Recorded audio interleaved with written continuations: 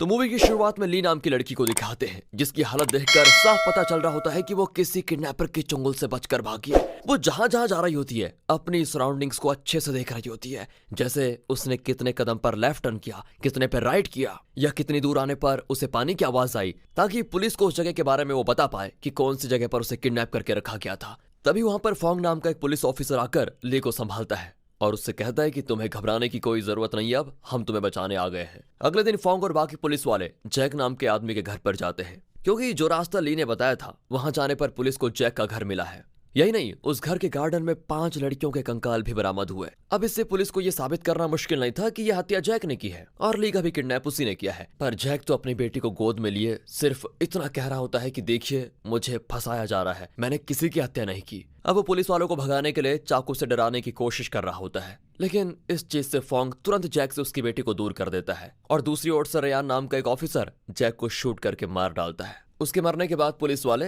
The butcher case को कर देते हैं बंद, क्योंकि बुचर केस उन्हीं 5 लड़कियों की हत्या और ली का अपहरण था। अब हमें 4 साल के बाद द डेविल कॉप केस का सीन दिखाया जाता है, जहां एक नकाबपोश इंसान फिलिप नाम के एक एक्स पुलिस ऑफिसर के मुंह पर गन पॉइंट किया होता है और जैसे वहां पर पेट्रोलिंग करते हुए 2 पुलिस वाले आते हैं, वो नकाबपोश उन 2 पुलिस वालों के साथ फिलिप को भी शूट करके मार डालता है और अपनी गन फिलिप के हाथ में डालते हुए उसे उसका जूता भी पहना देता है, जो हड़बड़ी में फिलिप के पैरों से निकल गया था। अब ये नकाबपोश आदमी ये चीजें इसीलिए कर रहा है ताकि पुलिस को ऐसा लगे कि फिलिप ने ही उन दोनों को फायरिंग की है और बदले में जब उन दोनों ने गोली चलाई होगी तो फिलिप भी मारा गया, वो दोनों भी मारे गए। यही है इस नकाबपोश वाले इंसान का प्लान। अब थोड़ी देर के बाद वहां पर पुलिस वाले आ जाते हैं, जिसमें रेयान भी शामिल होता है। जैसे वो यहाँ पर फिलिप के हाथ में गन देखते हैं, वो समझ जाते हैं कि उन दोनों पेट्रोलिंग करते हुए पुलिस वालों ने ही इसको मारा होगा, क्योंकि फिलिप के खिलाफ पहले से एक अरेस्ट वारंट निकला था, क्योंकि उसने एक जगह पर चोरी की थी और जब पुलिस ने उसे रोकने की कोशिश की तो उसने एक पुलिस वाले को शूट करके मार दिया था। अब इन सारी चीजों को नोट करके पुलिस वाले इस केस के बारे में मीडिया में कह देते हैं कि फिलिप ने उन दोनों पुलिस वालों को मारा और बचाव में उन पुलिस वालों ने गोली चलाई और फिलिप भी मर गया। अब जैसे पुलिस वाले डेविल कॉप केस को बंद करने वाले होते हैं, तभी वहां पर स्टुअर्ट नाम का एक डिटेक्टिव आ जाता है, जो कि ऑफिसर पर बंदूक रखकर सभी से कहता है कि उन दोनों पुलिस वालों को फिलिप ने नहीं मारा, वहां कोई चौथा इंसान मौजूद था जिसने उनकी हत्या की है। लेकिन कोई भी स्टुअर्ट की बात पर भरोसा नहीं करता, क्योंकि सारे लोगों का मानना है कि स्टुअर्ट एक पागल इंसान है, क्योंकि जब से उसकी पत्नी ने खुद की जान ली है तब से उसका दिमागी संतुलन जरा बिगड़ गया है। लेकिन तब भी स्टुअर्ट सभी को यही यकीन दिलाने की कोशिश करता है कि वहां पर कोई चौथा इंसान जरूर था। वो ये भी कहता है कि फिलिप के साथ जैक को भी फंसाया गया था और मुझे रेयान पर शक है, क्योंकि इन दोनों केस का इंचार्ज वही था। तभी रेयान स्टुअर्ट के हाथ में गन देखकर उसके कंधे पर शूट कर देता है और वो घायल हो जाता है। ये सारी चीजें दूर खड़ी होकर स्टुअर्ट की बेटी क्रिस्टीन देख रही होती है। उसको ये देखकर काफी दुख होता है कि उसके पिता को लोग पागल समझते हैं। अब मूवी 17 साल आगे के समय पर जाती है, जहां किसी गैंग के लोगों ने 3 आदमियों को चैन से बांध कर रखा होता है, जिसके बाद वो सभी तीनों के ऊपर पेट्रोल छिड़क कर उन्हें आग के हवाले करके चले जाते हैं। अगली सुबह मौके वारदात पर पुलिस पहुंचती है। जांच पड़ताल करने पर पता चलता है कि 3 लोगों को यहाँ पर जलाया गया था। वो तीनों एक बिजनेसमैन के भाई थे। कुछ सालों पहले किसी ने उस बिजनेसमैन को उसके परिवार के साथ मार दिया था और उसके मरने के बाद उसका बिजनेस इन तीनों को बांट दिया गया। अब पुलिस को शक होता है कि बिजनेसमैन और उसके परिवार को मारने वाले वही 3 भाई रहे होंगे, लेकिन सबूत न होने पर उन्हें पकड़ा नहीं गया। पर आज कुछ अनजान लोगों ने इन्हें ही मार दिया है। तभी रेयान को जमीन पर चोजन स्ल्यूथ लिखा हुआ दिखाई देता है, क्योंकि वो सारे गैंग मेंबर्स खुद को चोजन स्ल्यूथ मानते थे। दरअसल स्ल्यूथ ऐसे लोगों को कहा जाता है जो किसी केस पर कड़ी नजर रखते हैं और क्रिमिनल का पीछा करके उसके खिलाफ सबूत इकट्ठा करते हैं। साथ ही पुलिस वालों को वहां पर अगला केस का नंबर भी लिखा मिलता है, जिस केस में 21 लड़कियों की किडनैपिंग हुई थी। उसमें से 2 लड़कियों की बॉडी मिली, लेकिन 19 की तो बॉडी कहीं मिली ही नहीं। अब ये सभी लोग अंदाजा लगाते हैं कि हो सकता है स्ल्यूथ गैंग उसी सीरियल किलर को मारने गई होगी जिसने उन 21 लड़कियों को मारा, क्योंकि वो अभी तक पुलिस में पकड़ा नहीं गया है। दूसरी ओर स्टुअर्ट सड़क पर बैठकर अपना काम कर रहा होता है, क्योंकि उसके पास रहने के लिए घर तक भी नहीं है। वो सड़क पर ही रहकर अपनी जिंदगी बिताता है और उसने जितने भी केस सॉल्व करने की कोशिश की होती है उन सभी की जानकारियां वो दीवार पर लिख देता है, ताकि वो एक दिन उन सभी के असली क्रिमिनल तक पहुंच पाए।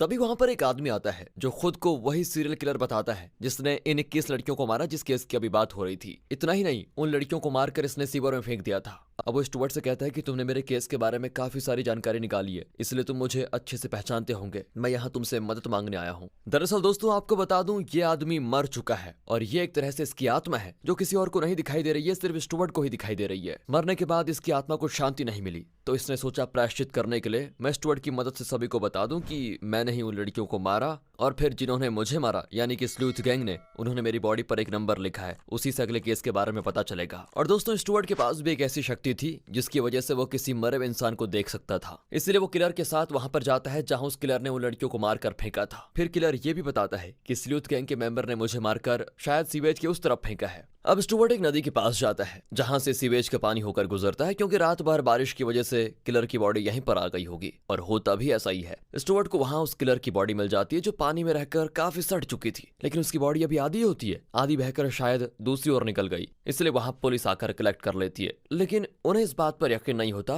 कि स्टुअर्ट को उस किलर ने ये सारी चीजें बताई कि उसकी बॉडी यहाँ पर है। तब स्टुअर्ट सभी को यकीन दिलाने के लिए वहां कूद पड़ता है ताकि किलर की आधी बॉडी वो निकाल पाए। अब जैसे ही वो अंदर जाता है, अंदर बने जाले पर उसकी बॉडी फंसी होती है। फिर क्या था, स्टुअर्ट उसको निकाल कर ला देता है। इसके बाद वो सभी से कहता है कि स्लूथ गैंग अब अपना अगला शिकार करने के लिए 3 लोगों को मारने वाले हैं, जिन्होंने एक परिवार के घर पर कब्जा करने के लिए उनकी जान ले ली थी। मुझे तुरंत वहां जाना होगा। अब ये सुनकर पुलिस भी उसके साथ जाती है, जिनमें ली भी शामिल होती है, जो कि खुद अब एक पुलिस ऑफिसर बन चुकी है और उसने फोंग से शादी भी कर ली है, जिसने उसको उस समय बचाया था। अब कुछ टाइम के बाद पुलिस वाले स्टुअर्ट की बताई जगह पर पहुंच जाते हैं। तभी उनकी गाड़ियों पर उन 3 लोगों की बॉडी आकर गिर जाती है, जिसके बारे में स्टुअर्ट ने अभी बताया था। इसीलिए सारे पुलिस वाले बिल्डिंग के अंदर घुस जाते हैं, क्योंकि अभी तक स्लूथ गैंग के लोग उसी बिल्डिंग में मौजूद होंगे। तब दोनों ओर से फायरिंग शुरू हो जाती है, और ये फायरिंग काफी देर तक चलती है, जिसमें कुछ गैंग के लोग मारे जाते हैं तो कुछ पुलिस वाले। पर जैसे एक मेंबर स्टुअर्ट को शूट करने वाला होता है, तभी गैंग की एक लड़की उसका हाथ दूर कर देती है। अब ये देखकर तो स्टुअर्ट और ली दोनों हैरान रह जाते हैं कि आखिर उसने स्टुअर्ट को बचाया क्यों। जिसके बाद स्लूथ गैंग के लोग वहां से निकल जाते हैं, जहां रास्ते में वो लड़की अपने साथी से कहती है, आखिर तुम स्टुअर्ट को क्यों मारने वाले थे? वो असली स्लूथ है, अगर वो मर गया तो तुम कभी भी असली क्रिमिनल तक नहीं पहुंच पाओगे। वो असली क्रिमिनल की जानकारी निकालता है, और हम उन क्रिमिनल को मारकर विक्टिम के घर वालों को इंसाफ दिलाते हैं, जो पुलिस कभी नहीं दिला पाती,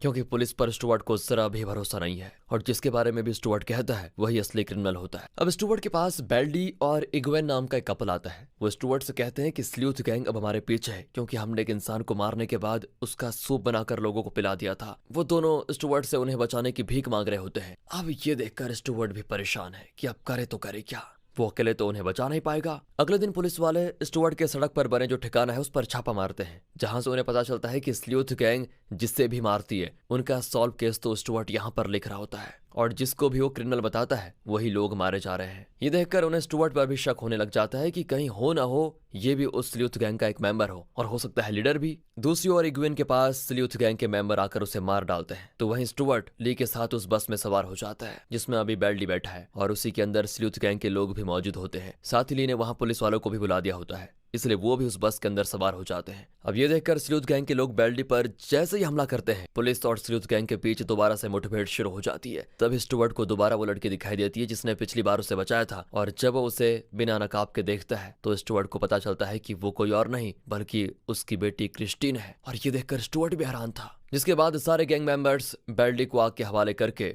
उसका भी सूप बना देते हैं, यानी कि जैसी करनी वैसी भरनी। इधर रेयान और बाकी इग्वेन की बॉडी के पास आते हैं, लेकिन तभी कुछ पुलिस वाले रेयान को पकड़ लेते हैं, और ये पुलिस वाले असल में स्लूथ गैंग के मेंबर्स ही होते हैं जो कि पुलिस में खबरी बनकर काम कर रहे थे। ये लोग कोई और नहीं बल्कि बुचर केस वाले जैक की बेटी और डेविल कॉप केस में मरने वाले फिलिप का बेटा होता है। ये लोग स्लूथ गैंग में इसीलिए शामिल हुए ताकि अपने पिता को इंसाफ दिला पाए, क्योंकि क्रिमिनल ना होते हुए भी पुलिस ने उन्हें क्रिमिनल मान लिया था, और अभी उन्होंने स्टुअर्ट के शक के आधार पर ही रियान को पकड़ा है, क्योंकि रियान ही दोनों केस का इंचार्ज था। उसने ही दोनों के पिता को फंसाया, इसलिए उनका अगला शिकार रियान है, और उसके मरने के बाद ही बुचर और डेविल कॉप केस सॉल्व हो जाएगा। इधर स्लूथ गैंग के लोग भाग निकलते हैं, लेकिन बस पर बुचर और डेविल कॉप केस का नंबर लिख कर जाते हैं, ये बताने के लिए कि अगला शिकार रियान है। अगले सीन में ली की सीनियर उससे कहती है कि स्लूथ गैंग के रियान पर शक होने के बाद हमने उसके घर की तलाशी ली, जहां से हमको कई सारी लड़कियों की आईडी और कपड़े भी मिले। ये सारी वही लड़कियां हैं जो बुचर केस में किडनैप हुई थी। इसका मतलब साफ है कि जैक नहीं बल्कि रियान ही असली बुचर है। साथ ही उनमें ली तुम्हारी भी आईडी है, और ये देखकर वो हैरान रह जाती है कि जिस पर उसने भरोसा किया, अपना सीनियर माना, उसने ही उसका किडनैप किया था। इधर स्टुअर्ट को उसकी बेटी दिखाई देने लग जाती है। स्टुअर्ट उससे पूछता है कि आखिर तुमने स्लूथ गैंग क्यों बनाया, जिस पर क्रिस्टीन कहती है कि मैं ये नहीं देख सकती कि दुनिया आपको गलत कहे जबकि आप हमेशा सही होते हैं। अब स्टुअर्ट उसे समझाता है कि तुम लोगों ने रेयान को पकड़कर बहुत बड़ी गलती कर दी है, वो असली क्रिमिनल नहीं है, मुझे तो उस पर बस शक था, मुझे कैसे भी करके उसे बचाना होगा। और ये चल क्या रहा है यार। तभी पुलिस डिपार्टमेंट का सिस्टम स्लूथ गैंग के लोग हैक कर लेते हैं, और उनके स्क्रीन पर रेयान की वीडियो चलने लग जाती है, जिसमें वो कहता है कि मैं ही असली बुचर केस का क्रिमिनल हूँ, मेरी वजह से फिलिप मारा गया था, इसलिए मुझे सजा होनी ही चाहिए। अब ये देखकर तो सारे पुलिस डिपार्टमेंट के लोग हैरान हो जाते हैं कि आखिर रेयान है कहाँ, और अगर उसने गुनाह किया है तो सजा देने का हक कानून का है, ना कि स्लूथ गैंग का। तो दोस्तों आपको क्या लगता है, रेयान असली क्रिमिनल है या नहीं, या फिर उससे जबरदस्ती वीडियो बनाया गया है? अब ये देखकर ली तुरंत रेयान को ढूंढने निकलती है, लेकिन फोंग उसको रोककर कहता है कि तुम हमारे बच्चे की मां बनने वाली हो, तुम्हें घर जाकर आराम करना चाहिए। इसलिए वो उसके जूते की खुली लेस को बांधकर उसे घर जाने के लिए कह देता है। लेकिन जैसे ही वो गाड़ी में बैठती है, वहां स्टुअर्ट आकर उससे कहता है कि हमें रेयान को बचाना होगा, तुम मुझ पर भरोसा कर सकती हो, रेयान असली क्रिमिनल नहीं है। तब ना चाहते हुए भी ली स्टुअर्ट पर भरोसा करके उसे अपने साथ लेकर चलती है, जिसके पीछे पुलिस लग जाती है, क्योंकि उन्हें स्टुअर्ट पर पहले से ही शक था और अब ली भी उसके साथ भाग गई, जिससे उन्हें दोनों पर शक हो जाता है। अब रास्ते में स्टुअर्ट ली को बताता है कि मेरे हिसाब से डेविल केस और बुचर केस में क्या हुआ था ये मैं तुम्हें बताता हूँ। तब उसकी बातों को सुनकर ली को भरोसा होने लग जाता है कि शायद स्टुअर्ट सही कह रहा है, रेयान असली क्रिमिनल नहीं है। इसलिए वो गाड़ी के जीपीएस को बंद कर देती है, जिससे पुलिस उस गाड़ी को ट्रेस नहीं कर पाती। तब स्टुअर्ट ली को उसी जगह पर लेकर जाता है जहां वो पहली बार फोंग से मिली थी, और वहां आने पर स्टुअर्ट ली की बॉडी पर किडनैपर के दिए हुए सारे चोट के निशान को देखता है। इससे उसे पता चल जाता है कि जिसने ये निशान दिए हैं उस इंसान ने बचपन में बहुत ज्यादा टॉर्चर सा होगा और उसी चीज का उसके दिमाग पर गलत असर हुआ, इसलिए उसने लड़कियों को किडनैप करके उन्हें टॉर्चर करना शुरू कर दिया। पर तब उसकी नजर ली के जूते पर पड़ती है, जिसकी लेस फोंग ने बांधी थी। अब ये देखकर स्टुअर्ट हैरान रह जाता है। उसे याद आता है कि सेम ऐसे जूते की लेस फिलिप के जूते पर उस क्रिमिनल ने बांधी थी, यानी कि उसे बांधने वाला फोंग ही था। साथ ही जब पहली बार ली फोंग को मिली थी तो वो ईस्ट की तरफ से आ रही थी, और फोंग ने रिपोर्ट में लिखा था कि वो वेस्ट की तरफ से आ रही थी, जिस वजह से स्टुअर्ट को यह शक होने लग जाता है कि हो ना हो असली क्रिमिनल उन दोनों केस का फोंग ही है। इसलिए अब वो ईस्ट की तरफ उसी जगह पर जाने के लिए निकल जाता है जहां से ली के हिसाब से वो भाग निकली थी। पिछली बार जब जैक फंसा था तब ली की बताई हुई जगह पर यानी कि वेस्ट की तरफ जाने से जैक का घर मिला था,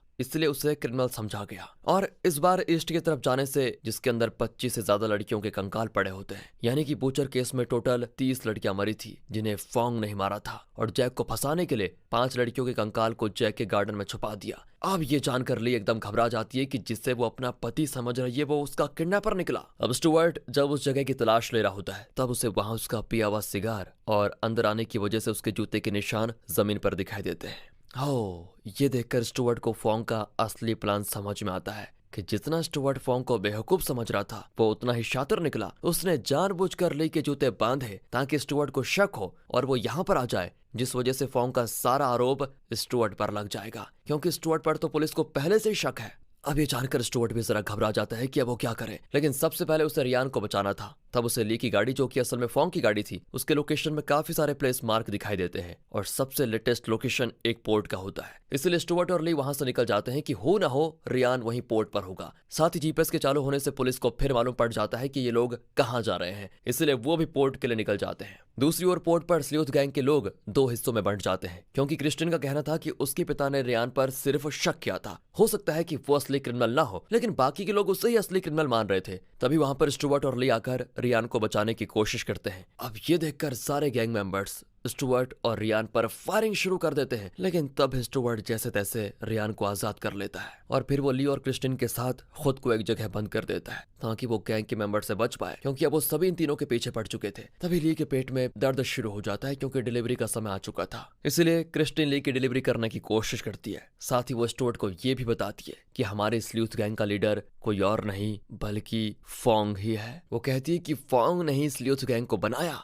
आगे दिखाते हैं तो वहीं पुलिस वालों और स्लूथ गैंग के बीच फायरिंग हो रही होती है, लेकिन फोंग अपने पुलिस साथियों को मारने लग जाता है और स्लूथ गैंग के लोगों से कहता है कि आज हम किसी को नहीं छोड़ेंगे, इसलिए वो लोग भी जोश में आ जाते हैं। लेकिन फायरिंग में स्लूथ गैंग के काफी लोग मारे जाते हैं और जब फोंग भी स्टुअर्ट के कपड़े पहनकर पुलिस और स्लूथ गैंग के मेंबर्स को मारना शुरू कर देता है तो पुलिस वालों को शक हो जाता है कि दोनों केस का असली क्रिमिनल स्टुअर्ट ही है। तो वहीं ली बच्चे को जन्म देती है, लेकिन तभी वहां पर फोंग आ जाता है जो स्टुअर्ट और बाकियों को मारने की कोशिश करता है, पर वहां वो सबसे पहले क्रिस्टिन को पकड़ता है। स्टुअर्ट उससे पूछता है कि आखिर तुमने स्लूथ गैंग क्यों बनाया, जिस पर फोंग कहता है कि मैंने सड़क पर बने तुम्हारे सारे केस को अच्छे से समझा तो मुझे पता चला कि तुम बस कुछ ही कदम पर दूर हो और मेरा क्राइम दुनिया के सामने आने वाला है, इसीलिए मैंने इस गैंग को बनाया जिसका काम मेरे किए हुए क्राइम के सबूतों को मिटाना था। वो लोग तो अनजाने में ही उन्हीं लोगों को मारते जो मेरा क्राइम दुनिया के सामने ला सकते थे, इसलिए मैंने सारे सबूतों को मिटा दिया। अब आज के बाद दुनिया के लिए असली स्लूथ मैं हूँ और तुम उन दोनों केस के असली क्रिमिनल जिसे जिंदगी भर अब जेल में सड़ना होगा। इतना कहकर वो क्रिस्टिन को शूट करके मार डालता है। इधर रेयान पुलिस वालों को सारी बात बताता है कि मुझे फोंग की माँ और उसके भाई के हत्यारे का पता चल चुका है और उन्हें मारने वाला कोई और नहीं बल्कि फोंग ही है, क्योंकि उन दोनों ने उसे बचपन में बहुत टॉर्चर किया था और इसी का बदला उसने उन दोनों को मार कर ले लिया। और ये बात मैं दुनिया को ना बता दूं तो उसने स्लूथ गैंग को मेरे खिलाफ भड़का दिया कि असली क्रिमिनल मैं हूं और मेरे घर पर लड़कियों के कपड़े डाल दिए। फिर स्लूथ गैंग ने मुझे मारकर वो वीडियो जबरदस्ती रिकॉर्ड करवाया, लेकिन मैं तो असल में इन चीजों में हूं ही नहीं, इनके पीछे तो फोंग है। अब ये सुनकर सभी बिल्कुल हैरान रह जाते हैं। दूसरी तरफ ली फोंग के पास आती है और उसकी सच्चाई जानने के बाद स्टुअर्ट और अपने बच्चे को बचाने के लिए वो फोंग को अपने हाथों से शूट करके मार डालती है और उसका खेल खत्म। अब कुछ दिनों के बाद स्टुअर्ट को दोबारा से पुलिस डिपार्टमेंट में पूरी रिस्पेक्ट के साथ उसकी डिटेक्टिव वाली पोस्ट वापस मिल जाती है। ये देखकर स्टुअर्ट भी खुश हो जाता है और इसी थ्रिलिंग के साथ दोस्तों ये मूवी होती है खत्म।